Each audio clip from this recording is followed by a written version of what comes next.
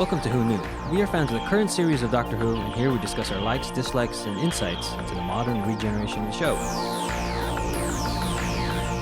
Subscribe, review, and listen to us on iTunes and Stitcher, or our YouTube channel, youtube.com/WhoKnewPodcast. All our episodes are on WhoKnewPodcast.com. You can leave comments there, or email us at WhoKnewPodcast@gmail.com. We also have an Instagram and Twitter account. Tweet at us at WhoKnewPodcast, and find us on Facebook. Today's episode is Series 5 or Season 5, depending on what part of the planet you're from. It's 13 episodes long. Amy Pond is our companion, and this is the first full season with the new 11th Doctor, Matt Smith. And it's also the first full season with Stephen Moffat as the showrunner, and the new team that also accompanied him on this Season 5. The 11th Doctor, as mentioned before, is played by Matt Smith. Amy Pond is played by Karen Gillan. Rory Williams is played by Arthur Darvill. Series 5 is out on Blu-ray and DVD, as well as digital streaming. It has the 13 episodes with 2 Meanwhile in the TARDIS episodes. Of the 13, 6 have commentaries, which are The 11th Hour, Victory of the Daleks, Time of Angels, Vampires of Venice, Cold Blood, and The Big Bang. The DVDs also contain Doctor Who confidential cutdowns, monster files, video diaries, outtakes, and deleted scenes. And the DVD set has 3 postcards. One has the Doctor and Amy, one has a Dalek, and one has the TARDIS. And today's Series 5 overview episode is particularly special because we are recording live in Portland at Rose City Comic Con. So the sound quality might be a little different because of that. Let's turn those dials and flip those switches and go to Rose City Comic Con at the Convention Center in Room 4.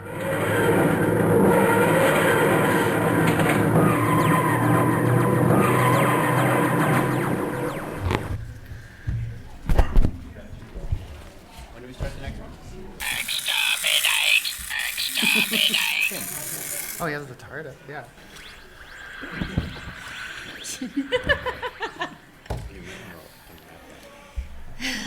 Thank you for our tech people. Dalek and TARDIS toy.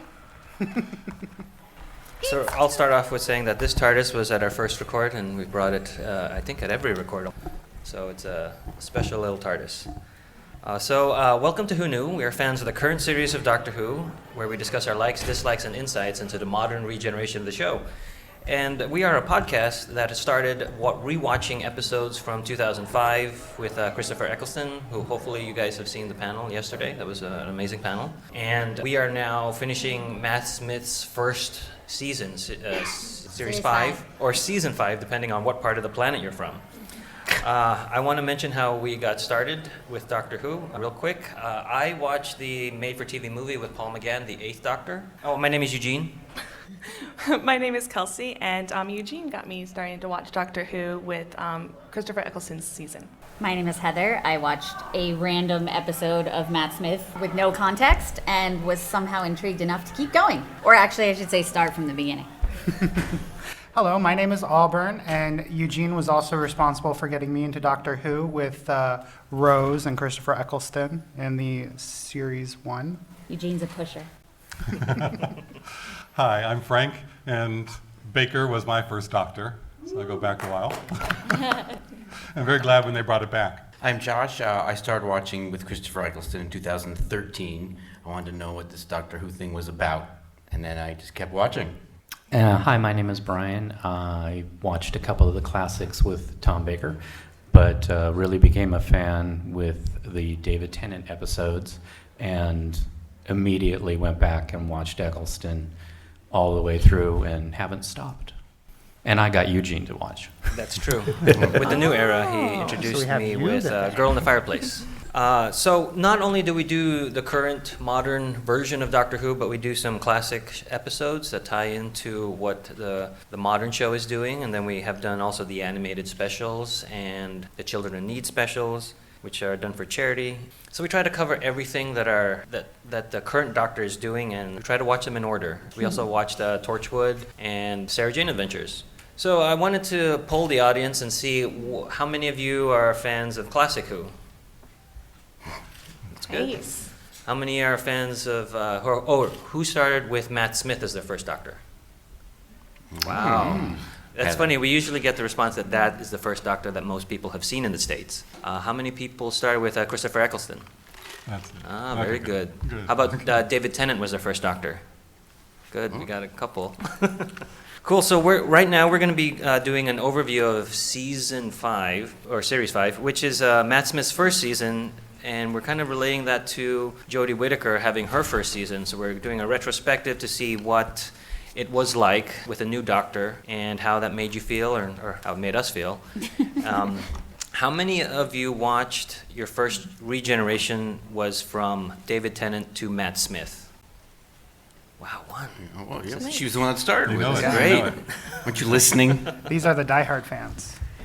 So, with season 5, we have Stephen Moffat being the new showrunner, which is the same thing what happened with Chris Chibnall being the new showrunner when Jodie Whittaker became the Doctor. And for a lot of us, it was the first time that we had seen a regeneration live, because watching Eccleston regenerate into Tennant, we were behind. So, as we were watching Tennant regenerate into Matt Smith, that was the first time we were seeing things live, so we couldn't binge watch anything, and we had to wait.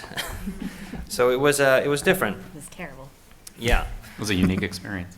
Any feelings about that? I just gave you my feelings. It was awful, but But it wasn't just having the Doctor regenerate. The whole production staff, so the whole feeling of the show changed. And for me, it all came around to the Pandorica, in that it was to hold the most feared creature in all of the universe. And that changed a lot from Tennant, where it was more of thought and doing good, to this whole feeling of the Doctor changing to becoming a warrior. And they do that more in the next season, but it starts here, where everybody is really afraid of the Doctor. it actually starts towards the end of Tennant. Yes, with his Towards the specials. end of his seasons, he starts to become the feared Doctor. You see that a lot in Waters of Mars, when he's taking the power. He's a Time Lord, so he's taking that power. But they just went so far with it in Matt Smith, and that's being a Tennant lover. You know, I liked what they did with that whole, with Eccleston, and I liked the Russell Davies era. It was very jarring for me, so I didn't like Matt Smith's season at the beginning. Sorry, confessing. So that's what I really like about what we're doing with this podcast, is we're going back and looking at it and getting rid of that feeling, that comparing it to someone else. So now we're just seeing what he can do. If you haven't rewatched since, if you were really jaded from the David Tennant into Matt Smith transition, and you haven't rewatched it since, you know, life has gone on and the world didn't end, you should, because you can see it through different eyes now, and you can appreciate things more that maybe you were like about the first time. But the world did end. It just got better. Rebooted. Yes, he rebooted for me too, so that was nice. But yeah, that's basically what you said. What's it But called? I do recommend that if you haven't done it, it's like watching the show again for the first time. One thing that we do at the end of each one of our podcasts is we don't rate the episodes on how much we liked it or not liked it. We rate it on, would we show this episode to a person who, or what kind of person would we show this episode to? Someone who knows nothing about Doctor Who, all the way up to someone who watches any sort of Doctor Who there is, a diehard fan. And if you had asked me, while season 5 was actually airing live in the States, I would be like, no one should like these. It is not David Tennant, so no one should like these at all.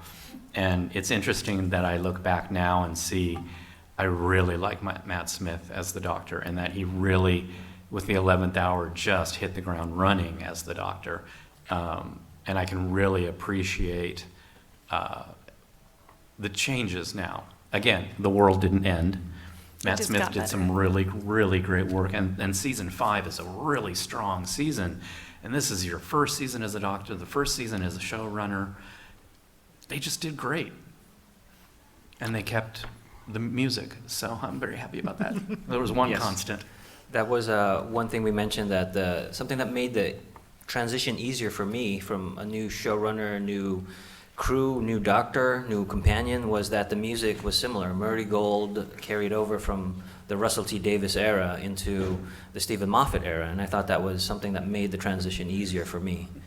So speaking of season 5, what we've kind of grown to know with the previous version or previous regime of Doctor Who is that there has been like an overall arcing mystery or clue or big something that has permeated throughout the seasons, and Frank has the ones that we looked out for in season 5. Well, the big one is the crack, and that's in most of the crack is episodes, It is whack. That wacky crack. In the wall. which was very blatant. Where if you remember the whole Saxon thing, you don't get it until you watch it again. You didn't see a lot of the more Saxon subtle. posters. And Bad Wolf is pretty subtle too, until you At first. until you know it exists. But starting with the 11th hour, there's a crack in the wall. Then Beast Below has the crack on the starship. Victory of the Daleks, when the TARDIS leaves, it's there. Nothing with Time of Angels. But then going on to Flesh and Stone, big, huge crack, taking all the Bishop's people plus the angels. Took a lot of people in the 80s and 90s. And the Vampire of Venice tries to explain the crack a little bit because Cavalieri and her people came through the crack. So it erases memory, but then sometimes, is it the size of the crack that allows you to transport through? And then Amy's Choice had none, Hungry Earth had nothing, Cold Blood. Poor Rory, that was the one that really got us, I think, watching that one, because we'd gotten to really like Rory at that point. Vincent the Doctor was a great episode, but no mention of the crack. That's why The it's a great Lodger episode. shows up at the end, just to remind everybody before the big two-parter for Pandora opens in the Big Bang. Another overall arc was how important memory is to who we are and what the powerful ending would be, all about Amy's memory. And that continues into season 6 and 7. And 7? Well, it continues the memory shtick. I always thought it odd that Amy in the 11th hour had the apple idea from her mom. She remembers that, but her parents were taken by the crack. So she's strong enough that she still remembers the little thing of making faces on apples. And that turned out to be really important for the doctor to show her later so that she would trust that this doctor give him the trust. Beast Below, you never press forget because our memories, no matter how painful, are who we are. It makes us who we are. Victory of the Daleks, Amy doesn't remember the Daleks or Cardiff Wharf, but she helps Bracewell remember humanity even though he is an android. Which one was that, Frank? I don't So Victory of the remember. Daleks, they go back to World War Churchill. II. Oh, okay, with Churchill. Oh, yeah.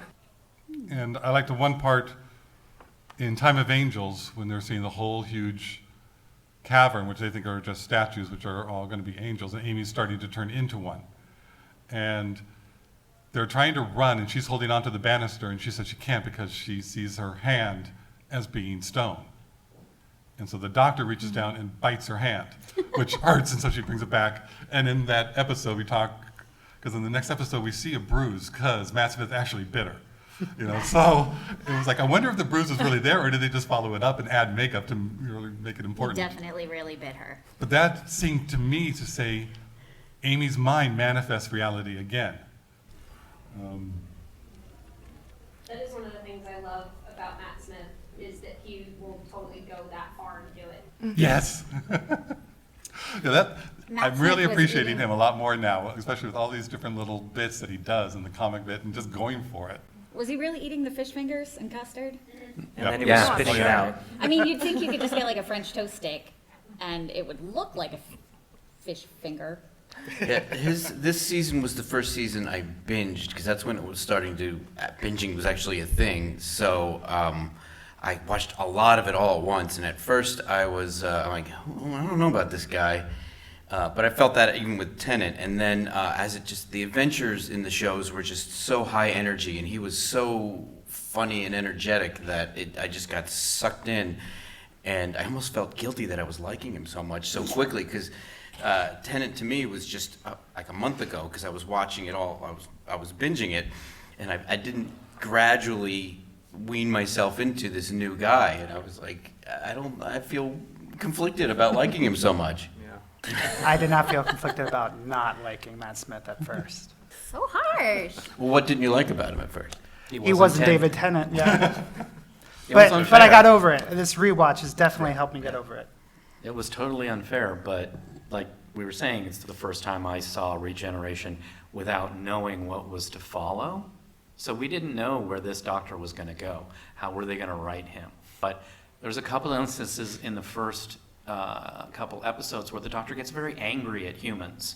Yeah, like And he's in Beast The Below. Star Whale episode. and Yeah. then the World War II one. And the World War II one, yeah. But in the Beast Below, when he's so angry at humans, it was very different. I'm not going to say it was bad. At the time, I would have said it was bad. But now I see it was very different. It was very, this is not David Tennant. This guy doesn't just automatically love everything that humans do. And it took a long time for me to get over that. But also, I don't think they continued that. Matt Smith was kind of a little more critical of humans, but he never really went back to that full-on anger. Oh yeah, you're right. I don't think I didn't notice that. So, some other things I noticed that are mentioned in this first season that we were like, let's pay attention to these. In the 11th hour, the Pandorica will open is mentioned, and that doesn't pay off until at the end of the season. And then Silence Will Fall is also mentioned in the 11th hour. And then Yeah, but we're still waiting to see what that means. And then we also get the mention of the Doctor's name. I forgot where we get that one. We could still get that with Tennant, don't we? Yeah, because River whispers it to But him. Moffat makes it Starts with River. in future seasons. Yes, but with Moffat Matt makes it Smith, quite an issue. I don't remember where it was in Matt Smith, but I wrote it down. I think it's season 7, I think. Yeah, that's when it comes. That's No, when but- the climax of it is. But they start making his name very important at the end of season 5, grows in season 6, and then becomes very, very important by the end of season 7. Shakespeare Code. In Yeah. Shakespeare Code? When was that? When? Season Martha. 3. No. Yeah. When was it mentioned in the Shakespeare Code? The Carrie and I. The power of the Oh, the name. power Or of the so name. they are. You're right.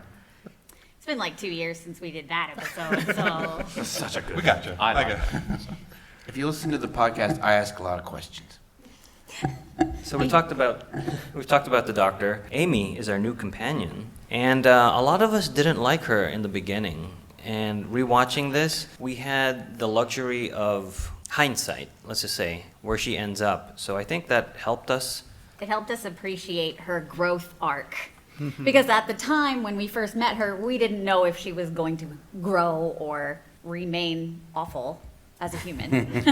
Well, what I really liked about Amy's story, I mean, like, even like when we were watching Matt Smith season, I would tell everyone, Donna Noma's my favorite companion, but I love Amy's story because it was so cool that she met the Doctor when she was a child. I love that story that she had this history with the Doctor from the very, that went back before she became a companion. And so that's what I really liked about Amy. And I think I forgave any weird, like in any of the stuff that bugged you guys about Amy, like her flippancy towards Rory or the fact that she ran away on the night before her wedding. Like, I kind of forgave that because I thought it was such a cool story.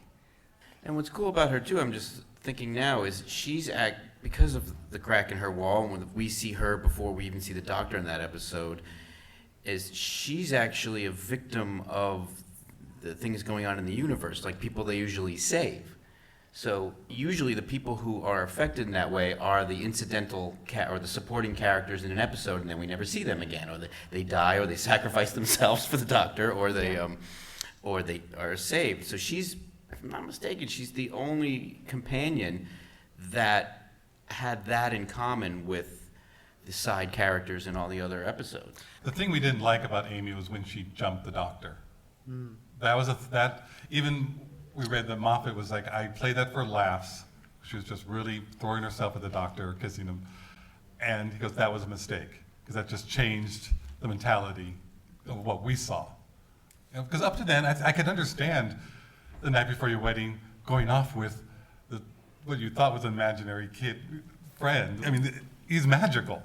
So yes, I think a lot of us would go, you can come back tomorrow morning, yeah, I got to go on an adventure with you. So that we understood, that went too far. And that, with the idea that we were Tennant followers, kind of, was just too much for Amy. But And that going happens back, before she gets in the TARDIS with him? Like, I don't No, remember no, that After they part. come back, After they come back from the the first adventure. afterglow. And It was after Flesh and Okay. Stone at the end of that, and then Vampires of Venice. He goes back to the bachelor party, which was a great bit of Matt Smith. Oh, that was fun. It's a And lovely gets girl. Rory She's going, okay, I got to diabetic. fix this. And the other thing too is we loved Rory. So That like helped, anything yeah. that would hurt Rory was like, oh no, you can't do that. I'm curious how many of you guys had a David Tennant hangover when he left. Okay, so No, I'm not the only one. You're not. Just for you in particular, how do you feel about Matt Smith now?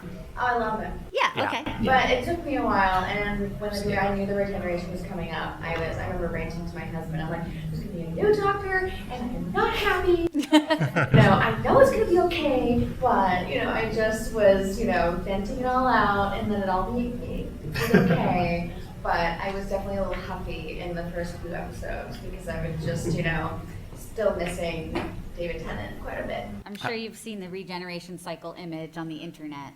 Like, cry your eyes out. Oh, I like this guy. Oh, yeah. Don't leave! Cry your eyes out. I kept saying, he's so young. I just kept saying that for like the first few episodes because he was so young. How old was he? 27. He's 27. Well, no, yeah, Matt Smith, not the doctor. But 900. yeah, he 900? just looked so young compared. Not that David Tennant looked old, but I was, who is this kid? But he won me over very quickly.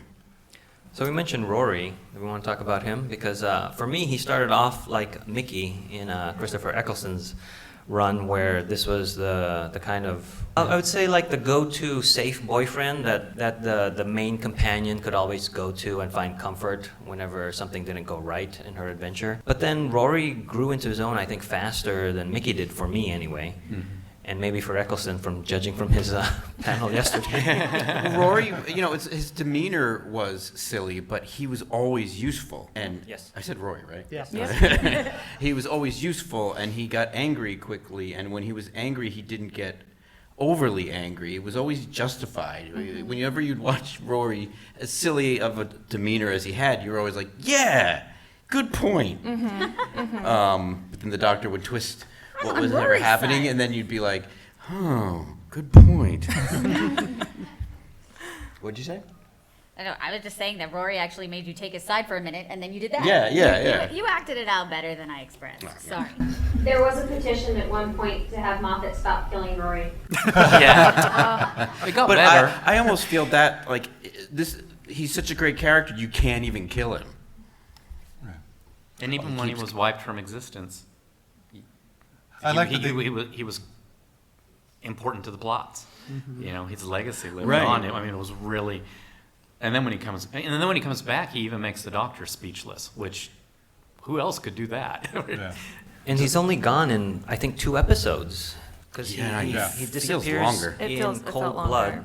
And then Vincent and the Doctor and the Lodger, before the Pandorica opens, where he comes back.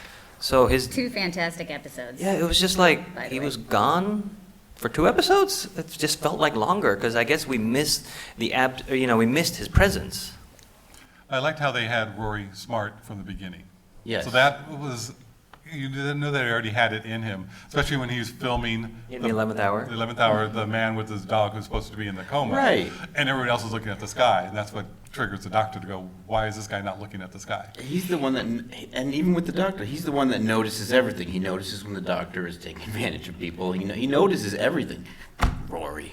It's almost like Rory's the companion and Amy's there because of this mystery around her.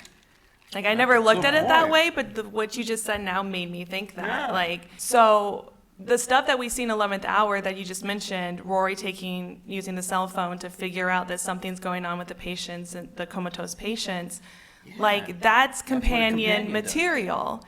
And then you've got Amy, who's Amy. A kissogram and girl. the kissogram girl, and so I don't know. That's kind of cool It's to almost look like at Amy that. doesn't become a true companion till the season finale and then into the next season. It's Rory who's the companion, like you're saying. Yeah. I don't know about that. Well, I I like disagree it. to that. In the 2 episodes that Rory was missing, which is Vincent the Doctor and the Lodger, it seemed the relationship to me between Amy and the Doctor was no longer flirtatious. They were more friends. And I think it was a reaction, we talked about it before on our other episodes, in that Amy was more fearful of what marriage held, the idea of marriage and the longevity of it. And it wasn't really about Rory, but she was fighting everything against being tied down. So when Rory disappeared from existence, she didn't have that fear, so she didn't have to flirt with the doctor. At least that's how I kind of saw it. With the other ones, it seemed, there's a lot more of a buddy feeling between them. That's a good point. So, shameless podcast plug here. If you like reliving these episodes from every different viewpoint possible, I think that's what makes it interesting. I listened to it before I was on it, so I can speak as a fan as well as a member of it. So. And we went to a Doctor Who trivia once at a pub, and then Heather was hosting it, and then she told us she was a listener. And we were like, "You're the one?" And then when we had room on the table, we had her along. Which leads us into another shameless plug for the following panel, which is Doctor Who Trivia. That's right. That wasn't planned. What is the podcast called? Who Knew Podcast, and you're all getting buttons at the end of this, so don't leave without a button.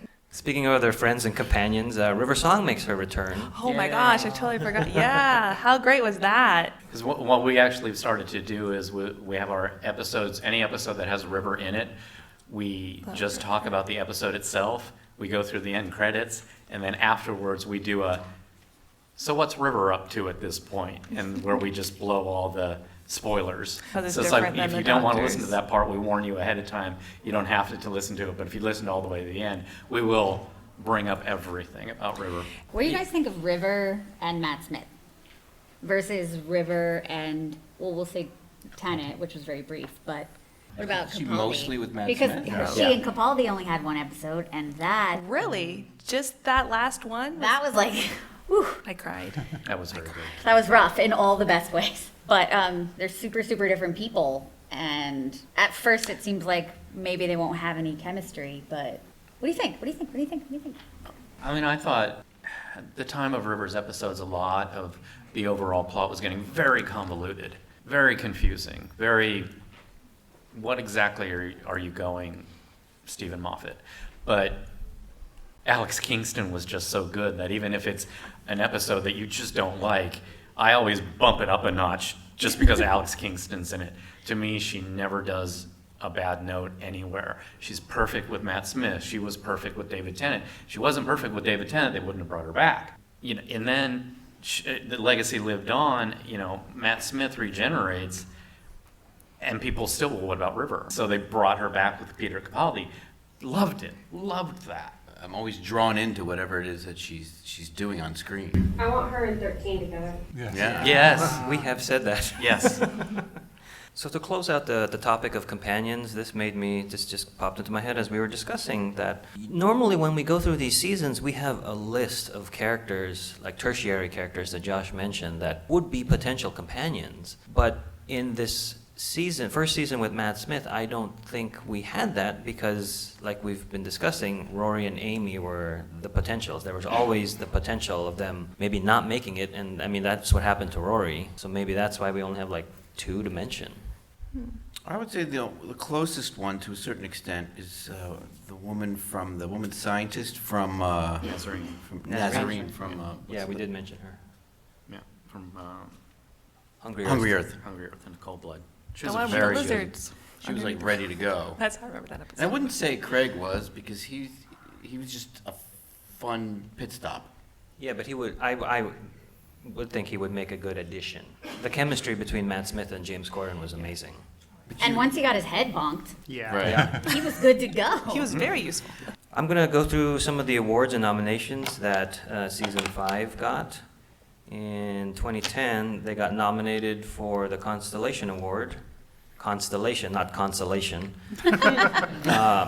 For Best Overall Science Fiction Film or Television Script for The 11th Hour. Stephen Moffat was nominated for his writing responsibilities on that.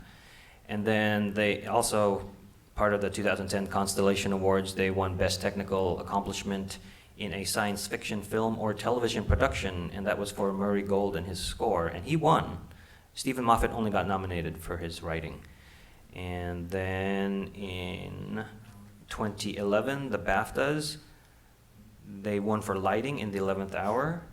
They were nominated for hair and makeup in Vampires of Venice, which is personally one of my favorite episodes of ours, not my favorite episode of the season, but it was a lot of fun editing that episode. And then they won a Hugo Award in 2011 for the Pandorica Opens and the Big Bang.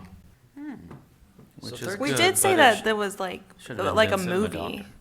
like the Pandorica Opens. It was a I roller remember coaster, yeah. we were talking about just like we noticed like the better lighting, the better The way it was set. shot. Yeah, the way it was shot. That's interesting because I don't really like those two episodes, so it's interesting that they won awards. But I guess technically it was superior. So with season 5, we had a new doctor, new team, new showrunner. I'd like to talk about it and throw it to the panelists of what were their favorite moments in season 5. Well, I came prepared because I knew this was going to be asked. But my favorite moment comes in the 11th hour. So 11th hour, yeah. It starts when the doctor uses the psychic link that Amy has with prisoner Zero to, quote, save the day. I just thought that was really clever, and I understood it. And then he saves the day, and then he brings the Traxie back. And then he goes up to the roof and he gives the speech, but like the music, the video montage of past doctors and enemies, the way Matt Smith delivers his lines, just like at that moment, again, as a lot of us were, I'm watching the 11th hour, upset and sad that Tennant is gone. But after that scene on the rooftop, I was just like, wow, he's the doctor, and I'm 110% on board. And he had me from that moment on. I was like, you're the doctor. Maybe Where- 111%? But yeah, so that's my favorite moment. And yeah, that moment is my favorite moment of season 5 because it solidified the doctor for me. Hi. Ooh. Moment? You can think about it. Yeah, why don't we spread out the female perspective a little? So, Well, I really enjoyed the reality switching in Amy's choice. You get a lot of funny comments from Amy, always thinking the one that she is the real one. And also the bird sound effects, which are used quite often in a lot of TV shows to indicate we're outdoors or to indicate we're in a park. But after watching that for this show, I had a week or two of watching regular television and having those bird sound effects play. And in my mind, I had to remind myself, no, we're not switching realities. We're just watching this show. They're just outside. It's okay. I like Moffat's writing when he answers a question that was posed previously, and his answer answers both the current question and the older question. And I have examples here to try and explain that. When Time of Angels, the doctor says there's no survivors on the Byzantium, which crashes. And then he tells River that I won't always be there to catch you. And River says, oh, you're wrong. There was one survivor.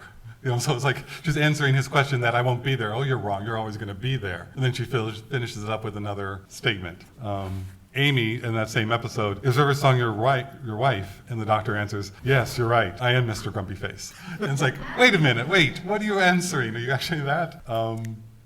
At the end of Big Bang, the doctor asks River, are you married? And she asks, are you asking? And the answers are yes, yes, yes. And it goes on going, well, which one are you actually asking? And the one we caught this last time in Big Bang, the doctor tells Rory, for God's sake, stay out of, and he disappears in Time. Rory's back in the Roman gladiator, and the Stonehenge. doctor's popping around through time. And he just disappears, you don't know what he's trying to say. He pops in with the two Amy's at the Pandorica, and Amy asks, what's that? And the doctor pops in and says, trouble. So he's answering both questions in stay out of trouble kind of thing, and then answering her going, the Daleks are trouble. And that was spread out in 2 different episodes, right? No, that's the same Oh, that episode, was but just beginning. later on. But it's different just- scenes. I love Moffat's writing, how he's able to do that. So, I kind of have two. Is how funny Matt Smith is in The Lodger, and how I know we talked about how much he improvised in that episode, but he just went for it, and I was really, especially watching it this time around, I was really taken aback by how funny he was and how he embraced that part of it. considering he wasn't really part of the main story. I think maybe that's why he stepped it up a bit. And then also the new theme they wrote for the Doctor, the I Am the Doctor by Murray Gold, they use it a little too much, as time goes on, but A little. well, I don't worth care. it. It's worth it. It's great. great. That scene that you were mentioning, Kelsey, earlier, I rewatching it for our podcast recently, I got chills, I started crying, and then it's just such an emotionally evoking piece of music to go along with his performance. And then there's been times where they slow it down and it's more violins. So those two moments are kind of like hit me the most in this season. And for me, I just want to mention before we end that I think the entire episode of Vincent and the Doctor is one of the best Doctor Who's that of any season, any Doctor, any era. Vincent and the Doctor is amazing, and everyone on the planet should watch that episode. But my favorite moment is that, as in Big Bang, that Stephen Moffat figured out that the key to everything was something old, something new, something borrowed, something blue. That he was able to write it in a way that referred to the TARDIS, that we didn't know that he's talking about the TARDIS, and he's using this as a trigger. And I just remember the first time we watched the episode, and you've got Karen Gillan standing up, and she's saying it, something, blue, and you are late for my wedding. Perfect cabaret with an entire season. And that, to me, was like one of the best moments of Moffat's writing styles. That's when Moffat's firing on all cylinders. Yeah. So I'm glad you didn't say that much about Vincent and the Doctor. But I think the scene where they go back to the future and they're in the museum. Yes. I don't think I've sobbed that hard since Rose got trapped on the other side of the wall. That actor should have gotten an Emmy. I mean, he was so good. Actually, like you said, the whole episode was the best moment. But that was just a great way to end it. Because the Doctor never does that for anyone. I don't think he's ever done it again or since. Not for historical And I figures. think he actually did it more for Amy than for Vincent. Whew. Yeah, that was amazing. Eugene, what about you? For me, it's the way they do the time travel between cause and effect, like Albert mentioned in Amy's Choice. Well, Amy's Choice is different because it's parallel timelines, but I like the switching back and forth and how things are affected that way. But then the way they do it in The Big Bang, where the Doctor needs to do something, he does it, and then immediately in the other timeline is where it pays off. Kind of like Bill and Ted, where they say, hey, I'm going to think of putting a trap there. There's a trap, and it's there. I don't know, I just like the way it's so back and forth and quick with that. There's a couple minutes. If anybody wants to share their favorite moments, the mic is open. Or anything about season 5. You're welcome. Thank you. I feel like she would have won trivia. Why are you Yeah. leaving? It's fine. Someone. Oh, there you go. Oh, dang. Bold. Challenge extended. I will admit I was a little upset that Karen Gillian, that they didn't connect back to Pompeii. Yeah. Yeah, that's kind of Okay, fun. so if you guys couldn't hear that, they never connected Karen Gillan's character, or Amy, back to her appearance in Pompeii. Yeah, so that was... Before she was Amy. She was a soothsayer. The actress was cast as a soothsayer in that episode, and that was the first time she had appeared on Doctor Who. Much like Martha appeared in, or Freema Agyeman appeared in the second season at the finale. She was retconned to be the cousin of Martha Jones. But they did, Capaldi was in it as well, but they did They mention mention it. like, But they did not. Says something about I recognize this face or Who frowned these Yes. frowns? Yeah. Yeah. But then it was to remember what it all costs. That's a good thing to bring up. Oh, I forgot Thank that you. part. Yeah. We Yeah, have we did. mentioned it in We the talked about it with Fires of Oh. Pompeii. Another great episode. I hope everybody likes Fires of Pompeii. And by the way, Fires of Pompeii is the one that I show to a new person. So, Has anyone here, their first episode been in the middle of a season? Yep. What was it? I don't remember, but I think actually my grandmother showed me somewhere with the 7th Doctor. That was my first, and then this was in like 2010, so I was like, there's Modern Who, Classic. What about you? Do you remember your first one? No, but I started with David Tennant, and it was like right before the Christmas special. Oh, his first. Wait. It would have to be the Donna's first episode. Was that that one? Runaway Bride? Runaway Bride? The Runaway, yeah. That's Yes. a good. That's I grew up watching Classic. Doctor Classic Who on PBS. Yes. And then I had some friends who introduced me to the new Doctor Who in the Matt Smith era. So I watched a couple episodes of Matt Smith. And I was like, okay, I gotta stop. I watched a couple. So I think for me, as you were talking about the transition from Tennant to Matt Smith, because I'd seen him kind of in the midst before I got introduced to David Tennant, who I absolutely love. There was something that made that transition okay because I knew it was coming. Smooths the edges Yes. a little bit.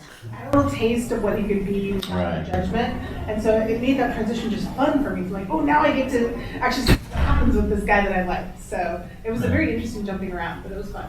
Well, I think what helped Eccleston to Tennant was Rose was very hesitant about him, so it kind of So it made us. yeah. And I remember when Tennant came on, I didn't want him. I wanted Eccleston because all I knew of Tennant was he licked his lips a lot in Harry Potter. And I was like, that's the guy who's going to be our doctor? So, but I came around to him definitely really quickly. You're right. We are done. And yeah, that's season 5 is a new doctor. We say hello to a new doctor, a new team, and bow ties. But do you know why he has a bow tie? What we saw was in the 11th hour, they don't get caught in car doors because Amy takes his tie and locks the door on it. So that we said, that's why he picked a bow tie when he was going through the hospital. Because it's short, it won't get caught in the door. And all I remember from that early scene when the tie gets caught in the doors, I was still going, that's David Tennant's costume. But I got over that. And bow ties are cool. He had a lot of ties. And fezzes are cool. Thank you all for coming. Yeah, we're done. We're going to get ready for the trivia, so please stay for that. And sit closer, so I don't have to walk. Thank you. It's good cardio, Eugene. Thank you very much. Thank you very much. If, Come on up and get a button. and if you, yes, please come up, get a button. If you enjoyed your time here today, please stick around for trivia and more prizes coming next. You've just listened to an episode of Who Knew? Our wonderful theme music is by Michael Grady. Find him on Facebook at The Universe Explodes. All our episodes are engineered by Auburn. You can find him at auburnbinkley.com. You can also find this show in several places. Follow us on Twitter at Who Knew Podcast. Subscribe, review, and listen to us on iTunes and Stitcher. Or our YouTube channel, youtube.com/WhoKnewPodcast. All our episodes are on whoknewpodcast.com. Visit our Facebook page. Please leave comments, reviews, and click like to help support Who Knew Podcast. To listen to our show on your Amazon Echo device, enable the AnyPod podcast skill. Ask AnyPod to play the Who Knew podcast. This podcast is inspired by Doctor Who. The longest running sci-fi show in history. And especially the revival, spearheaded by Russell T. Davis, Thanks to Russell, Sydney Newman, Verity Lambert, Ron Grainer, Delia Derbyshire. And all those involved in the adventures of our favorite Time Lord. your work continues to inspire and entertain. We We're are in based LA. in Los Angeles. I Skype in from Connecticut, so. Yeah. Oh, look Oh, at nice. that. And coming from Los Angeles, thank you for the rain. Yes. This is awesome this morning. And the greenery. It's so great. And speaking of rain, how much does it rain while they're shooting Doctor Who? Quite a lot. Question asked and answered. Thanks, Josh. Speaking of other companions. Rhetorical question.